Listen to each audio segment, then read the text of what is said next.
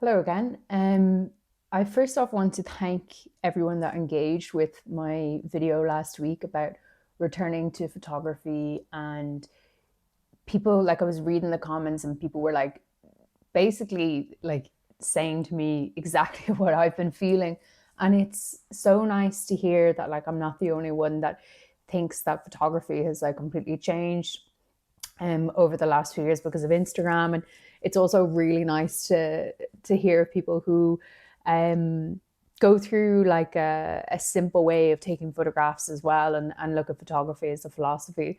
So I wanted to make a follow-up video this week just speaking about how I believe that imperfect photos are actually perfect.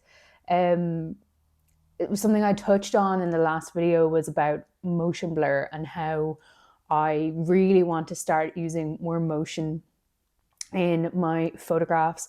Um, but I just wanted to expand on that a little more because I think that imperfect photos are usually better, especially in the kind of world that we're living in. Like, I think the concept of having a perfect photo has been ingrained in us since the beginning of photography.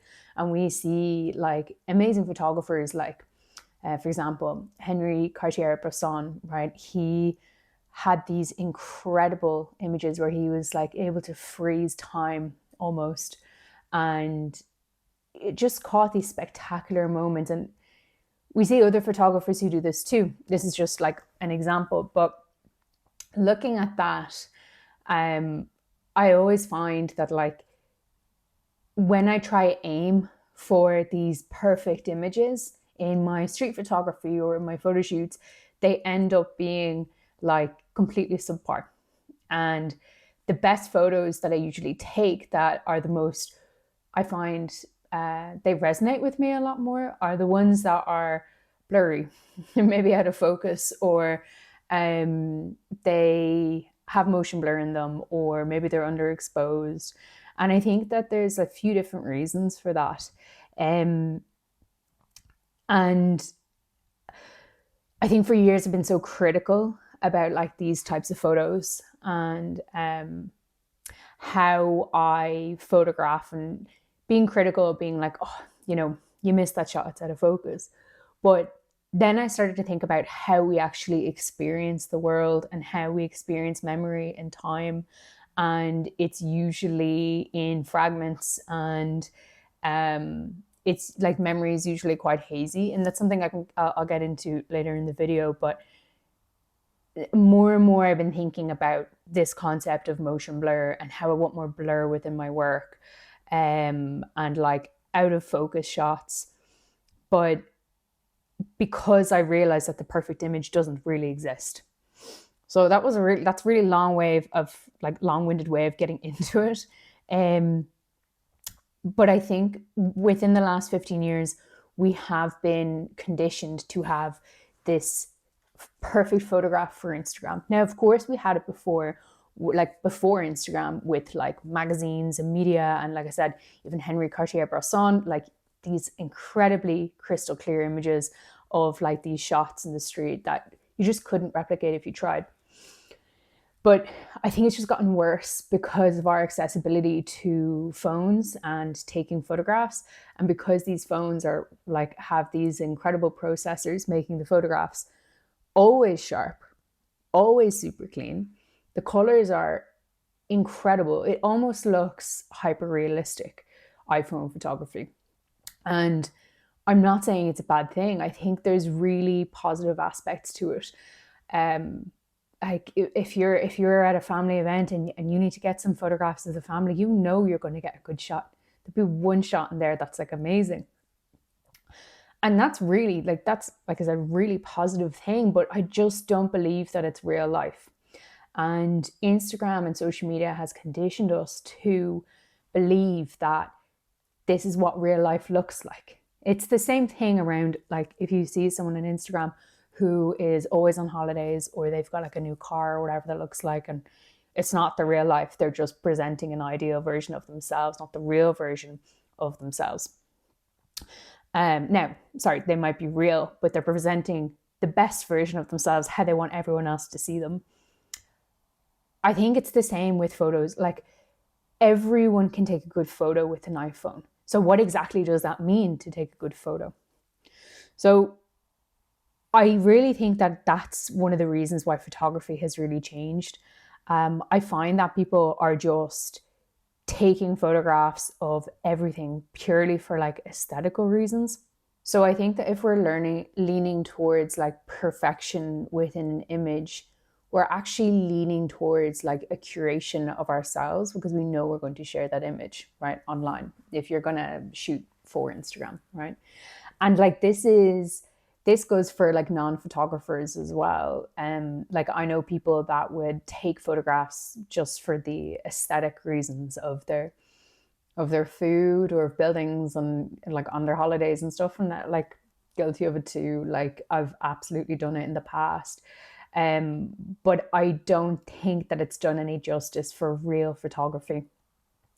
Not because people don't know how to use like settings, manual settings or anything like that, but it's just a case of how we see the world. If we see the world through our iPhone photography, our iPhone lens, our iPhone photographs, where everything is perfect and crystal clear, I don't think it's an accurate representation of how we're actually living life. And that's really important, because I believe life is messy. I think there's so much that goes on in our life, just life and death stuff. I think life is really imperfect, and that should be captured within an image. I always think it's really nice when you see photographs of maybe like, I want to say like the 90s when I was a kid, and or even from before that, like photographs of my parents in the 80s or whatever. And it's all shot in film, and some of the photos are absolutely shite, but I think they represent real life. They represent, first of all, the person that's taken the photo, maybe their skills, absolutely, but it feels much more nostalgic and it feels much more like a memory than a photograph that you would take nowadays on your iPhone, because it's way too clean. I just feel that, like, these days when people are taking photographs, it's almost like they're shooting for a campaign, or they've got a client and they've got a big advertising shoot and everything has to be perfect. There's no room for mistakes. There's no room for messiness. And yeah, I think because of that, our perspective on photography has changed dramatically. So photographs that have like underexposure, or maybe there's blur or there's cracks in the film, like, or not cracks, like hairlines, dust. It just looks like cracks when you scan them. Um, these are so much more real to me and represent what life actually is. And this is what I'm realizing about my photography, is that, like, I'm not really chasing those perfect shots anymore. Of course, there's going to be one or two images where I'm like, I absolutely want this to be bang on. I need this to be super sharp in order to tell the story. But some of my favorite photographs recently have been underexposed or have had a lot of motion blur. And like I said, I'm trying to lean into it more, but I'm trying to understand how to do it in a way where the photograph is still somewhat decent and somewhat able to tell a story with it. Um, and the first photograph I'll share here is when I was on the Camino. I met a woman called Jill, and she's a lovely woman from, I think, Colorado or Texas, I can't remember. And we came across this horse, and the horse came straight up to us, and it was just a beautiful moment. I had an apple in my bag, and I was like, right, I'll give it to the horse. Got a little bit nervous just because horses are, I don't know, just, they're a big animal. I was a little bit nervous. And so Jill was there with me, and the horse came over and went to, I don't know what you would call it, but like went to kiss her, or, and she put her hand up, and I have this beautiful image of them both, but it's completely underexposed. Like, if you can see it, I've obviously edited it to try like bring the lights up, but bring the exposure up slightly. But for me, it's still very special because I think it represents something that is First of all, a moment captured in time, which is what we do as photographers, right? But also, I think if it was perfectly exposed, I don't know if it would mean as much, because I had to move quick. When I saw the horse like move its head towards her and she put up her hand, I had to shoot. And if you saw from my last video, I'm shooting on a Leica M4P that is fully manual. I didn't bring my light meter with me on this trip. And so I was just kind of shooting Sunny 16, like thinking like, right, like thinking on the fly. If it gets a little bit darker, okay, let's open it up a stop. If I bring the shutter speed down this much, will it be too much blur? Like really trying to hone my skills there. But as soon as I saw it, I didn't care what the settings were. I just had to shoot.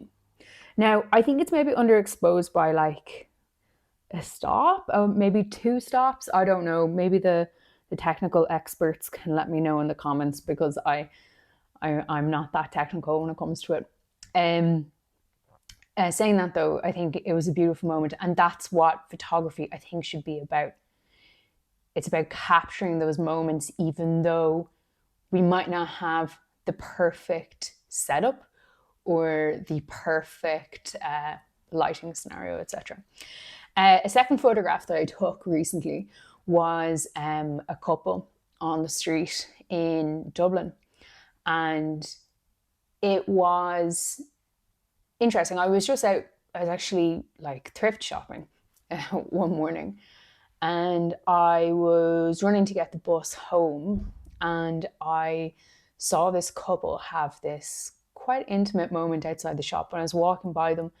And I was like, I want to get this, but they're literally like, I want to say like 1 or 2 feet away from me as I'm walking by. I'm not going to stop, like with my camera, stop, take a photo like that. I couldn't. So I just had whatever settings I had ready from my street photography. So I don't know, might have been like f8 or something like that, 125. And I just went like, and then kept going. I mean, like we've all seen the greats do that, like the Gary Winograns and all that, like the way that they try shoot very quickly. Now your man saw me, because obviously he's looking straight into the camera, which I usually don't like. I don't like when when they make eye contact with the camera. I'd rather be silent or hidden, but it's so difficult. It's sometimes so difficult to be this ghost on the street, to really just like it's quite voyeuristic in a sense, but to just take a step back and actually like be so hidden and get these photographs. Anyway, he looks straight at me, but I love the blur of this. I think personally, I think this image tells a real story, and it's not about like, yeah, okay, some people are going to say, yeah, that blur is shit. Like that's not a good photo at all. I disagree. There was something in that moment between them. I don't know if maybe they're going out, or maybe I don't know. I'd say they're going out, but there was something going on. They're breaking up, or she was hungover and she was like, "I need a hug right now," or something was going on. I don't know. But I find that the blur within that photograph is a really nice, accurate representation of like how relationships work. And let's say, for example, if we were to put a story on it, let's say that couple are going out, and let's say they're in let's say toxic dynamic, but let's say it's a very intense relationship and maybe it hasn't lasted that long.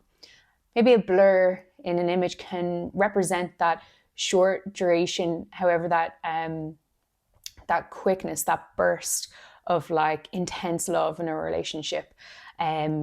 Because if that image was crystal clear and completely in focus, I think it would completely lose all meaning. I think it would look like any other photograph that's out there. The final image, which I won't take too long on, was an image I took I'm raging that I missed this shot. So there was a group who were outside a pub I was at after drinks for work. I hate it because it is out of focus, maybe slightly overexposed. I'm not 100% sure. That's okay with the exposure, but I wish I was maybe one step to the right to get your man in the suit his facial expression, but then just slightly more in focus. I feel like it's a fine line when it comes to zone focusing of being way too out of focus and then just out of focus. So that's just like one of the final examples. The first two photographs I absolutely love. The third one, I wish I could love it. There's something missing about it, and I keep thinking about it because it's a moment that could have been, for me, that moment could have been so much better, and I could have gotten a much better photograph. But like obviously learning curve. But yeah, I think that like using like these techniques that are technically bad, underexposure, blur, out of focus, just like shit photographs, I think it reminds me of how we live life, which is imperfect. I don't think that we live life perfectly. We're not. We're human. Everyone's making mistakes. I think people being true to themselves and who they are and like showcasing their authenticity and showcasing their mistakes and like and their good parts as well, but obviously their bad parts too. I think that's so important in life, and I don't seem to see a lot of it nowadays online. I don't, unless people are doing it for performative reasons. Photography is an art form, can be a representation of how life is really imperfect. And I also like, the final thing I'll say about this is memory. And I said this at the beginning of the video. I think that memory, how I remember things anyway, is that it's messy and it's blurry. And I want to say there's like a haze.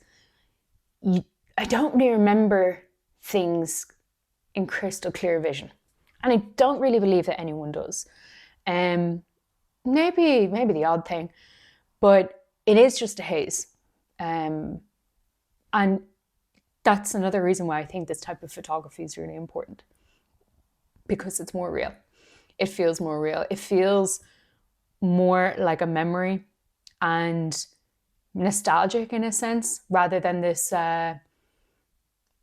idea of perfection that we're showcasing to the world.